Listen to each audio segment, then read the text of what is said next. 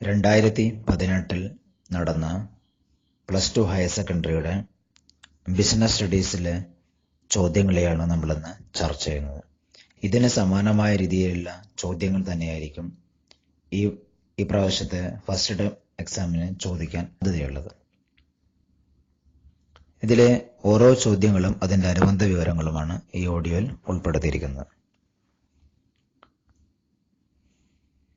അതിൽ ചോദിച്ചൊരു ഒന്നാമത്തെ ചോദ്യമായിരുന്നു, നമ്മൾ പഠിക്കുന്നുണ്ട് പല തരത്തിലുള്ള പ്ലാൻസിനെ കുറിച്ചിട്ട്. അതിലെ പ്ലാൻ ഐഡന്റിഫൈ ചെയ്യാൻ വേണ്ടിയിട്ടായിരുന്നു ഒന്നാമത്തെ ചോദ്യം ഉണ്ടായിരുന്നത്. റൂള്, പോളിസി, പ്രൊസീജിയർ തുടങ്ങിയവ. അതിൽ നിന്ന് ഏതാണ് ഇതിനകത്ത് find the odd one out എന്ന രീതിയിലാണ് ക്വസ്റ്റ്യൻ വന്നിട്ടുണ്ടായത്. രണ്ടാമത്തെ ചോദ്യം, അതായത് people and material must be in the right place at the right time for maximum efficiency. 14 പ്രിൻസിപ്പിൾസിനകത്തുള്ള ഓർഡർ എന്ന് പറയുന്ന പ്രിൻസിപ്പിളാണ് ഇതിൽ ആൻസർ ആയിട്ട് വരുന്നത്. ഹെൻറി ഫയോളിന്റെ 14 പ്രിൻസിപ്പിൾസും ഏറ്റവും പ്രധാനപ്പെട്ട പ്രിൻസിപ്പിൾസ് ആണ്. അതിലെ ഓരോ പ്രിൻസിപ്പിൾസും എടുത്ത് ചോദിക്കാനുള്ള സാധ്യതയുമുണ്ട്. മൂന്നാമത്തെ ചോദ്യം ചോദിച്ചിട്ടുള്ളത് ചില കുട്ടികൾക്ക് കൺഫ്യൂഷൻ ആവുന്ന രീതിയിലുള്ള ഒരു ക്വസ്റ്റ്യൻ ആണ്. ചീഫ് ഫിനാൻഷ്യൽ ഓഫീസർ എന്നുള്ളത് ഏത് ലെവൽ ഓഫ് മാനേജ്മെന്റിൽ ഉൾപ്പെടുന്നതാണ് എന്നാണ് ചോദ്യം. അത് ടോപ്പ് ലെവലുള്ള വ്യക്തിയാണ്. ചീഫ് ഫിനാൻസ് ഓഫീസർ എന്നുള്ളത് ടോപ്പ് ലെവലുള്ള ഉദ്യോഗസ്ഥനാണ്. അതുപോലെ തന്നെ chief executive officer, chief operating officer എന്നിവയൊക്കെ ടോപ്പ് ലെവലുള്ള എക്സിക്യൂട്ടീവ്സ് ആണ്. ലോവർ ലെവലിനകത്ത് foreman, supervisors, sales officers, finance officers തുടങ്ങിയവയും, മിഡിൽ ലെവലില് ഫിനാൻസ് മാനേജർ, പർച്ചേസ് മാനേജർ തുടങ്ങിയ ആൾക്കാരുമാണ് പ്രധാനമായിട്ടും വരുന്നത്. നാലാമത്തെ ചോദ്യം പറഞ്ഞിട്ടുള്ളത് മെന്റൽ റവല്യൂഷൻ എന്നുള്ള ഒരു ഏരിയയിൽ നിന്നാണ് ചോദ്യം വന്നിട്ടുള്ളത്. അതായത് change in the attitude of workers and management towards one another from competition to cooperation. Filling the blanks എന്ന രീതിയിലാണ് ചോദ്യം വന്നിട്ടുള്ളത്. മെന്റൽ റവല്യൂഷൻ എന്നാണ് ആൻസർ. അഞ്ചാമത്തെ ചോദ്യം, പലതരത്തിലുള്ള എൻവയോൺമെന്റ് നമ്മൾ പഠിക്കുന്നുണ്ട്. കോമ്പോസിഷൻ ഓഫ് എൻവയോൺമെന്റ്, പല സോഷ്യൽ എൻവയോൺമെന്റ്, എക്കണോമിക്, പൊളിറ്റിക്കൽ, അങ്ങനെയുള്ള പലതരത്തിലുള്ള എൻവയോൺമെന്റ്. അതില് സോഷ്യൽ എൻവയോൺമെന്റിനകത്ത് ഉൾപ്പെടുന്നത് ഏതാണ് എന്ന് കണ്ടുപിടിക്കാൻ രീതിയിലാണ് ചോദ്യം വന്നിട്ടുള്ളത്. കോമ്പോസിഷൻ ഓഫ് ഫാമിലി എന്നുള്ളത് സോഷ്യൽ എൻവയോൺമെന്റിനകത്ത് വരുന്ന ആൻസർ ആണ്. ആറാമത്തെ ചോദ്യം ചോദിച്ചിട്ടുള്ളത് ഇൻഫോർമൽ കമ്മ്യൂണിക്കേഷൻ രീതിയിലാണ്. ഇൻഫോർമൽ കമ്മ്യൂണിക്കേഷന്റെ ഭാഗത്താണ് ചോദ്യം ഉണ്ടായിട്ടുള്ളത്. അതായത് ഫോർമൽ കമ്മ്യൂണിക്കേഷനും ഇൻഫോർമൽ കമ്മ്യൂണിക്കേഷനും കൃത്യമായിട്ട് പഠിച്ചു വെക്കണം.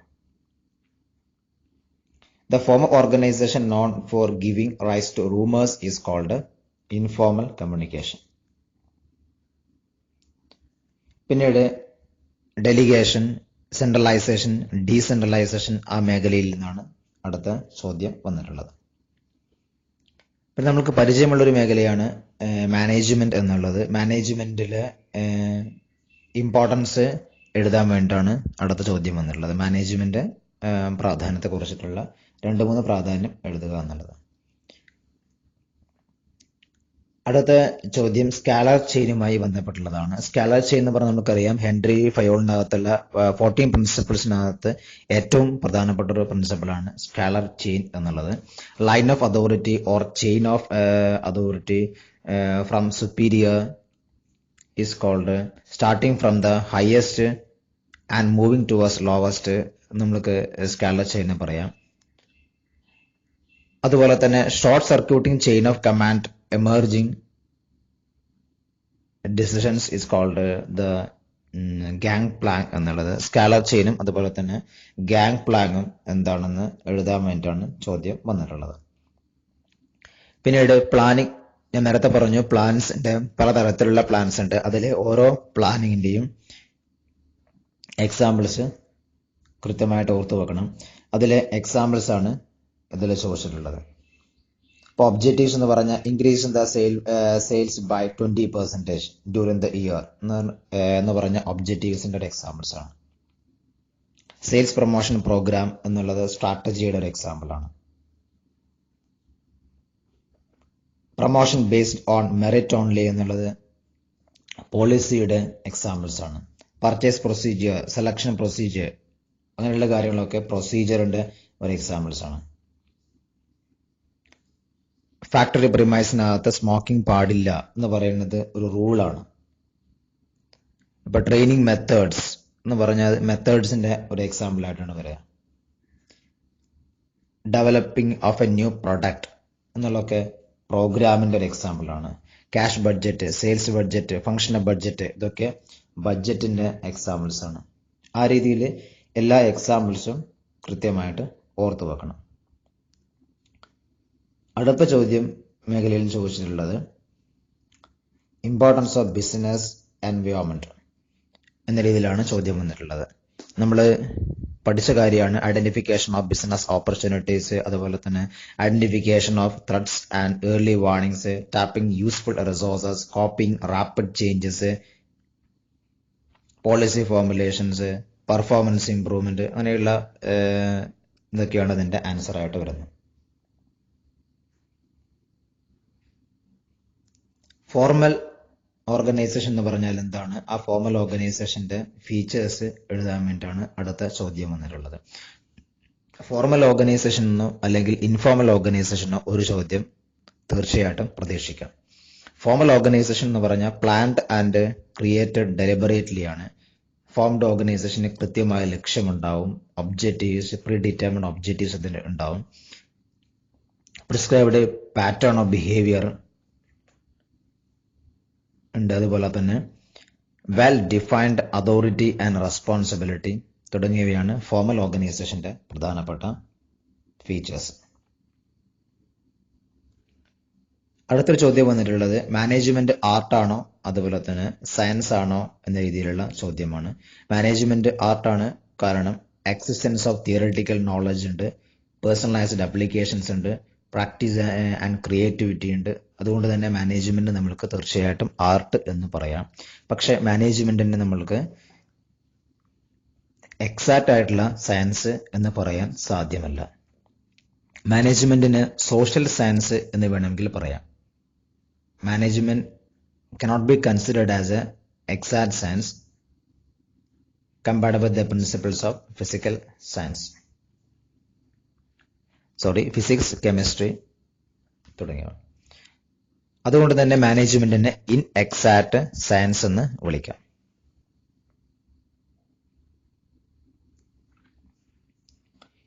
പിന്നീടുള്ള ചോദ്യമേഖല എന്ന് പറഞ്ഞാൽ നാച്ചർ ഓഫ് പ്രിൻസിപ്പിൾസ് ഓഫ് മാനേജ്മെന്റിന്റെ സ്വഭാവത്തെ കുറിച്ചിട്ടാണ്. യൂണിവേഴ്സൽ അപ്ലിക്കേഷൻസ് ആണ്, ജനറൽ ഗൈഡ് ലൈൻസ് ആണ്, ഡൈനാമിക് ഫംഗ്ഷൻ ആണ്, ഇൻടാഞ്ചിബിൾ ഫോഴ്സ് ആണ് തുടങ്ങിയവയൊക്കെ എഴുതി വെക്കാൻ പറ്റുന്നതാണ്.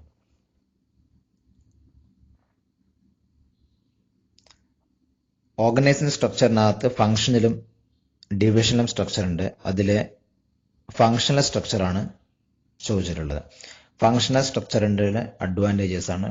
നമ്മൾക്കറിയാം ഫംഗ്ഷണൽ സ്ട്രക്ചർ എന്ന് പറഞ്ഞാൽ ഓർഗനൈസേഷൻ സ്ട്രക്ചർ ഡിവൈഡ് ചെയ്യുന്നത് ഫംഗ്ഷന്റെ ബേസിൽ ഡിവൈഡ് ചെയ്യുന്നതിനെയാണ് ഫംഗ്ഷണൽ സ്ട്രക്ചർ എന്ന് വിളിക്കുന്നത്.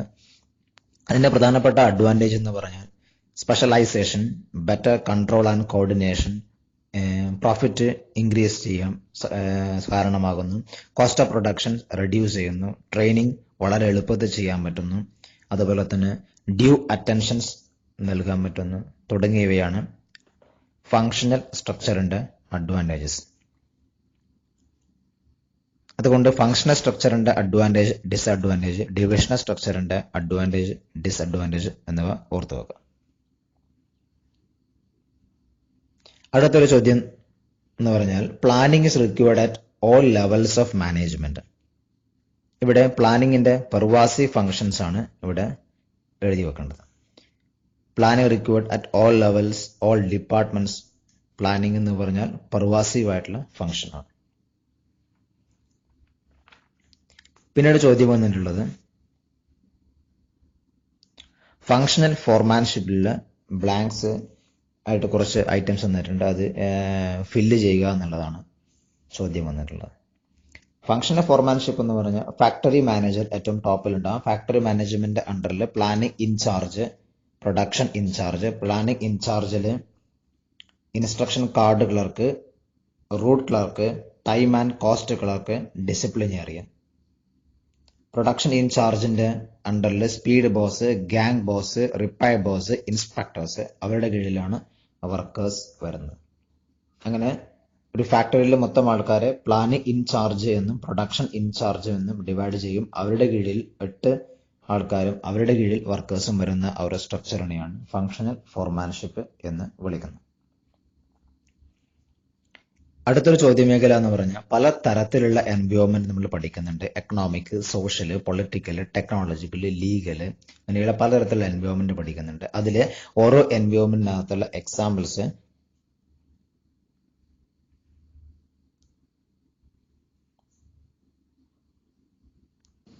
ഏതൊക്കെയാണെന്ന് ഐഡന്റിഫൈ ചെയ്യുക എന്ന രീതിയിലാണ് ചോദ്യം വന്നിട്ടുള്ളത്. ഇവിടെ പ്രധാനമായിട്ടും എക്കണോമിക് എൻവയോൺമെന്റിൽ വരുന്നത് മണി സപ്ലൈ, പബ്ലിക് ഡെപ്റ്റ്, റേറ്റ് ഓഫ് സേവിങ്സ് തുടങ്ങിയവയാണ് എക്കണോമിക് എൻവയോൺമെന്റിൽ വരുന്ന പ്രധാനപ്പെട്ടത്. സോഷ്യൽ എൻവയോൺമെന്റ് ആണെങ്കിൽ political shift, consumption habit, composition of family, life expectancy തുടങ്ങിയ കാര്യങ്ങളൊക്കെയാണ് സോഷ്യൽ എൻവയോൺമെന്റിൽ വരുന്നത്. സോഷ്യൽ എൻവയോൺമെന്റിൽ വരുന്ന പ്രധാനപ്പെട്ട കാര്യങ്ങളാണ് political population shift, consumption habit, composition of family, life expectancy തുടങ്ങിയവ. പൊളിറ്റിക്കൽ എൻവയോൺമെന്റിൽ constitution of the country, political system, government intervention തുടങ്ങിയവ. ഇവിടെ ചോദ്യം ചോദിച്ചിട്ടുള്ളത് കോൺസ്റ്റിറ്റ്യൂഷൻ ഓഫ് ദ കൺട്രി എന്നുള്ളത് ഏത് എൻവയോൺമെന്റൽ അണ്ടറിൽ വരുന്നതാണ്? അത് പൊളിറ്റിക്കൽ എൻവയോൺമെന്റിൽ വരുന്നതാണ്. അടുത്ത ടെക്നോളജിക്കലുമായി ബന്ധപ്പെട്ടുള്ള മേഖലകളിൽ ഉള്ളത് ടെക്നോളജിക്കൽ എൻവയോൺമെന്റ്. പിന്നീട് ലീഗൽ എൻവയോൺമെന്റ്. ലീഗൽ എൻവയോൺമെന്റിനകത്ത് ഒരുപാട് ആക്ടും ലീഗൽ ബന്ധപ്പെട്ട കാര്യങ്ങളാണ് ലീഗൽ എൻവയോൺമെന്റിനകത്ത് വരുന്നത്. അതായത് factory act 1948, import and export control act 1947, trade union act 1926, woman workmen's compensation act 1923, industrial disputes act 1947, consumer protection act 1986, competition act 2002, industrial development regulation act 1951 തുടങ്ങിയ കാര്യങ്ങളൊക്കെയാണ് ലീഗൽ എൻവയോൺമെന്റിനകത്ത് വരുന്നത്.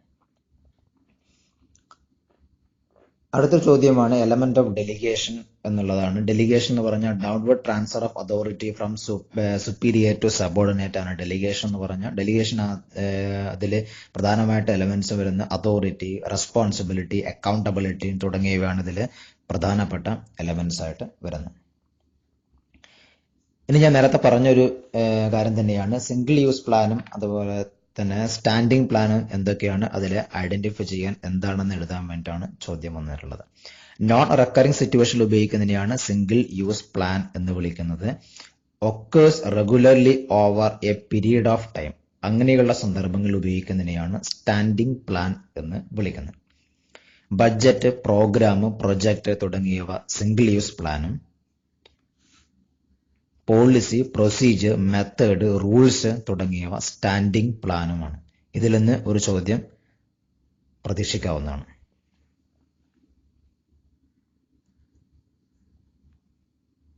അടുത്ത dimension of business environment with examples ആണ്. ഇപ്പോഴും പറഞ്ഞിട്ടുള്ള ഓരോ എൻവയോൺമെന്റിനകത്തുള്ള ഒരു എക്സാമ്പിൾസ് ഓർത്ത് വെക്കുക.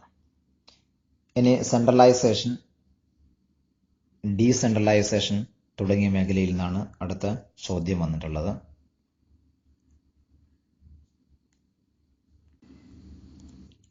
സെൻട്രലൈസേഷൻ, ഡീസെൻട്രലൈസേഷൻ തുടങ്ങിയ ഏരിയ പ്രധാനമായിട്ടും ഓർത്തു വെക്കുക. Decentralisation refers to the systematic dispersal of authority into the lower levels of organization. ഇവിടെ reduction in the work load of top എക്സിക്യൂട്ടീവ്സിന്റെ ജോലി ഭാരം കുറയുന്നു.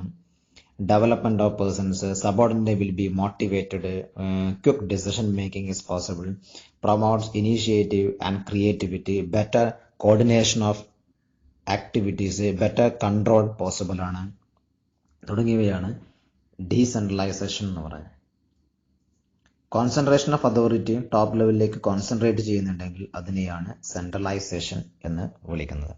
സെൻട്രലൈസേഷനും ഡീസെൻട്രലൈസേഷനും മേഖലയിൽ നിന്ന് ചോദ്യങ്ങളെ പ്രതീക്ഷിക്കാവുന്നതാണ്. അടുത്തൊരു ചോദ്യ മേഖല എന്ന് പറഞ്ഞാൽ steps of management in planning process. പ്ലാനിങ്ങിന്റെ പ്രോസസ്സിലെ പ്രധാനപ്പെട്ട steps: setting objectives, development of planning premises, identifying the alternative causes of action, evaluation of alternative, selection of alternatives, implementation of plans, follow up തുടങ്ങിയ പ്രധാനപ്പെട്ട പ്ലാനിങ്ങിന്റെ പ്രോസസ്സാണ് ചോദിച്ചിട്ടുള്ളത്. ഇനി അടുത്ത ചോദ്യം എന്ന് പറഞ്ഞാൽ mister Roy is appointed as a manager in organization. List out and explain various managerial functions to be performed by him. Managerial functions എന്തൊക്കെയാണ് പെർഫോം ചെയ്യേണ്ടത്? ഇവിടെ അദ്ദേഹത്തിന് ടോപ്പ് ലെവലിലുള്ള പ്രധാനപ്പെട്ട ഫങ്ഷൻസ്, മാനേജറിയൽ ഫങ്ഷൻസ് എന്തൊക്കെയാണെന്ന രീതിയിലാണ് ചോദ്യങ്ങൾ ചോദിച്ചിട്ടുള്ളത്. പ്ലാൻ ചെയ്യണം, ഓർഗനൈസ് ചെയ്യണം, സ്റ്റാഫിംഗ് ചെയ്യണം, ഡയറക്റ്റ് ചെയ്യണം, കൺട്രോൾ ചെയ്യണം, കോർഡിനേറ്റ് ചെയ്യണം, അങ്ങനെയുള്ള കാര്യങ്ങളും top level manager key official എന്ന രീതിയിൽ ചെയ്യുന്ന പ്രധാനപ്പെട്ട പ്രവർത്തനങ്ങളുമാണ് ഇതിൽ വരുന്നത്. അടുത്ത ചോദ്യം ഹെൻറി ഫയോളിന്റെ 14 പ്രിൻസിപ്പിൾസ് എഴുതാൻ വേണ്ടിയിട്ടാണ് ചോദിച്ചത്. 8 മാർക്കിന്റെ ക്വസ്റ്റ്യൻ ആണ്. ഹെൻറി ഫയോളിന്റെ 14 പ്രിൻസിപ്പിൾസ് എഴുതുക എന്നുള്ളത്. Division of work, authority and responsibility, discipline, unity of command, unity of direction, subordination of individual interest to general interest, remuneration, centralisation and decentralisation, scalar chain, order, equity, stability of personnel, initiative, esprit de corps or union strength തുടങ്ങിയ 14 പ്രിൻസിപ്പിൾസും അതിന്റെ ചെറിയ എക്സ്പ്ലനേഷൻസുമാണ് ഇവിടെ ചോദിച്ചിട്ടുള്ളത്. അടുത്ത ചോദ്യം interaction among people at work give rise to a network of social relationship among employees within the organization. Identify the organization. Informal organizationന്റെ ഭാഗത്താണ് ചോദ്യം വന്നത്. സ്പോണ്ടേനിയസ് ആയിട്ട് ഒറിജിനേറ്റ് ചെയ്യുന്ന ഓർഗനൈസേഷൻ ആണ് informal organisations. Social and cultural നീഡ്സിന് ഇതുമായി ബന്ധപ്പെട്ടുള്ളതാണ്.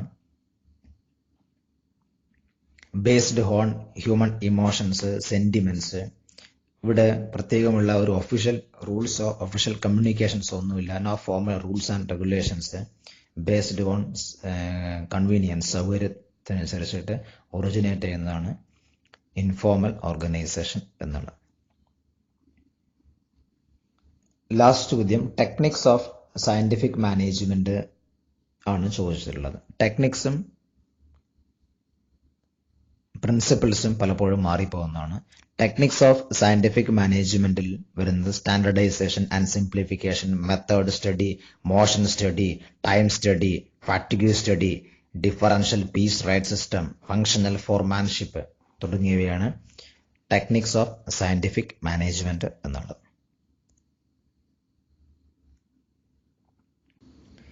ഈ രീതിയിലാണ് കഴിഞ്ഞ വർഷത്തെ 2018 ഫസ്റ്റ് ടേം ബിസിനസ് സ്റ്റഡീസിന്റെ പരീക്ഷ ഉണ്ടായിട്ടുള്ളത്. ഇതിന് സമാനമായ രീതിയിൽ തന്നെ ഈ പ്രാവശ്യത്തെ ഫസ്റ്റ് ടേം പരീക്ഷകൾക്ക് ചോദിക്കാവുന്നതാണ്.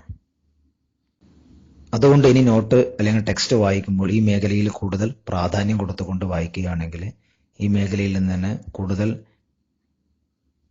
ചോദ്യങ്ങളും നല്ല മാർക്കും കിട്ടാനുള്ള സാധ്യത കൂടുതലാണ്.